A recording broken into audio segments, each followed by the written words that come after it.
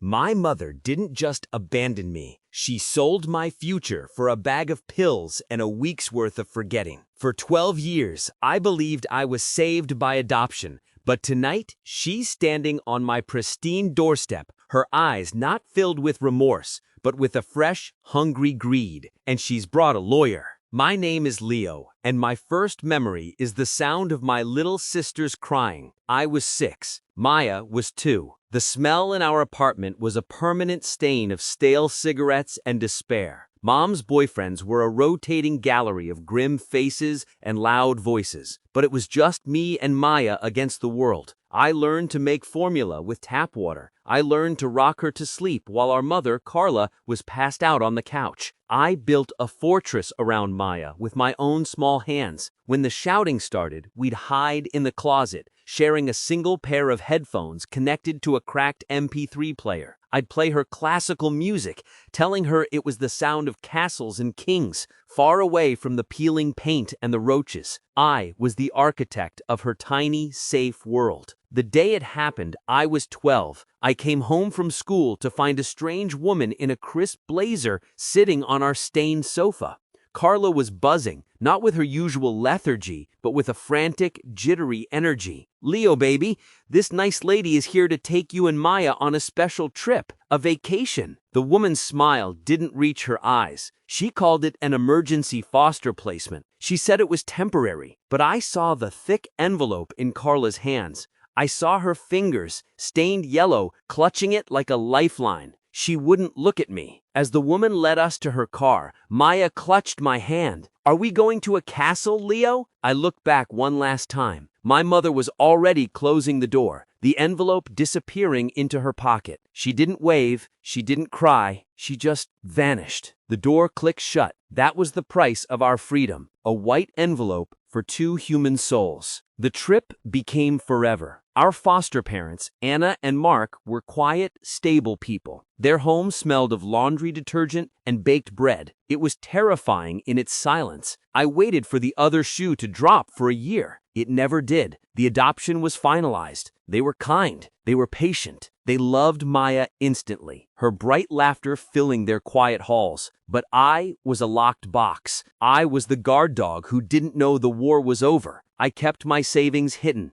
I slept with one eye open. I accepted their love for Maya, but I held myself apart, a permanent sentinel in this peaceful, foreign land. I was the scar tissue, the reminder of the before time, and I was okay with that. My purpose was Maya. Her smile in this safe place was my entire reward. 10 years. That's how long the peace lasted. I was 22, in my final year of college, living at home to save money. Maya was 16, a vibrant, artistic force of nature who had no real memory of the closet or the hunger. She called Anna and Mark Mom and Dad. To me, they were Anna and Mark. Good people I respected immensely. The crack in our perfect world was a Facebook message. "My darling daughter, it's your mother. I've spent a decade getting clean. I dream of your face every night." Maya, with a soft heart that had always been her greatest strength and her biggest vulnerability, wrote back. It started with messages, then phone calls. I listened from the hallway, my stomach a knot of ice. Carla's voice was a ghost from a nightmare, slick and syrupy with false remorse. "He always resented me, Maya. Leo never understood how sick I was. He's turned you against me." I tried to warn them. "She's a black hole," I told Anna and Mark. "She will consume everything." But Maya was enraptured. "People change, Leo. She's my mom. She deserves a chance." The manipulation was a masterclass. Carla painted herself as the victim, a woman battling demons, betrayed by a system and a son who stole her children. She never asked for money, not at first. She asked for time, for healing. Then she showed up, standing on our doorstep, thinner, her face lined, but her eyes holding that same calculated gleam I remembered.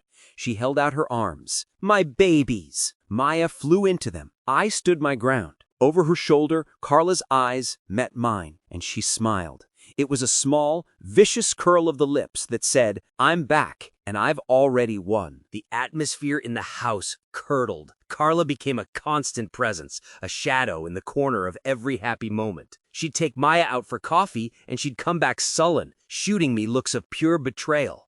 Mom says you told the social workers terrible lies about her, that you wanted to be taken away. The lies were a poison, and Maya was drinking them eagerly. Then the theft started. Anna's pearl necklace, Mark's vintage watch, small things, valuable things. The accusations started subtly. Leo, you were the only one home yesterday. You didn't see anything, did you? Carla would ask, her voice dripping with fake concern. The final trap was brutal. Carla found the missing watch tucked deep in my sock drawer. She staged the scene perfectly, making sure Maya was there to witness the discovery. The look on Maya's face, it shattered me. The trust, gone. How could you, Leo?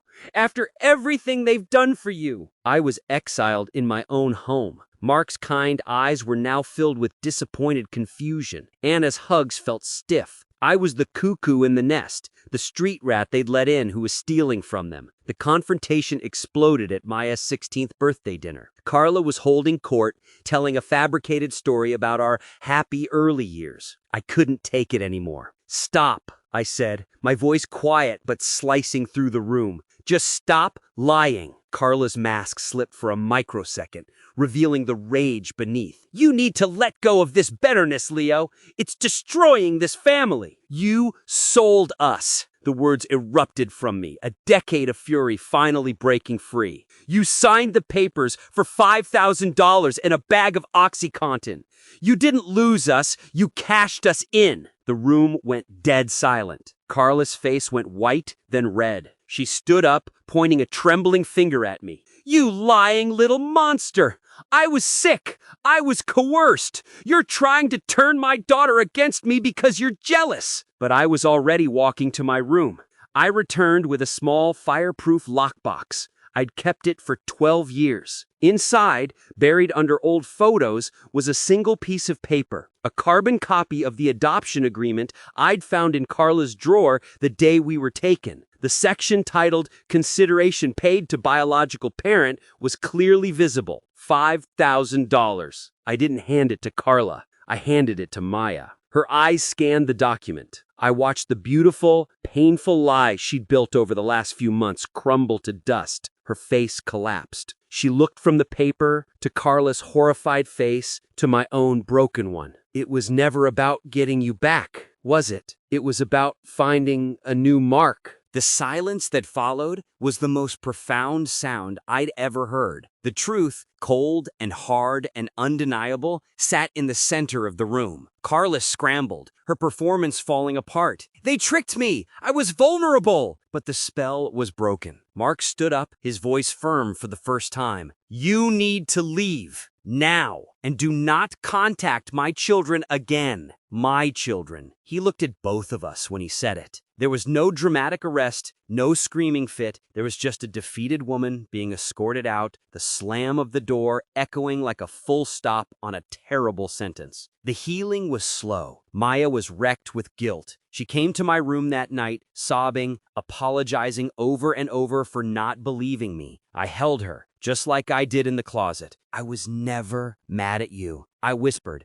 I was just trying to protect you, like always. Anna and Mark's apology was a quiet, profound thing. They sat with me and wept. They said they were so afraid of being the bad guys who kept a daughter from her mother that they ignored every screaming instinct. You are our son, Anna said, gripping my hand. We failed you, but we will spend the rest of our lives proving how much we love you. We went to family therapy. We talked. We really talked. The wall I had built around myself for a decade finally came down, brick by painful brick. I'm sitting now in my college dorm room. On my desk is a photo from my graduation. All of us are in it. Mark, Anna, Maya, and me. We're smiling. A real, unburdened smile. Maya is starting art school next fall. She still has a soft heart, but now it's protected by a spine of steel. I don't know what happened to Carla. I don't care. The love in my life isn't a fragile thing anymore. It's a fortress we built from the rubble she left behind. She sold me for a high, but in the end, she gave me the one thing she never intended to, the unshakable knowledge of what a family's love is really worth. And it's worth infinitely more than $5,000.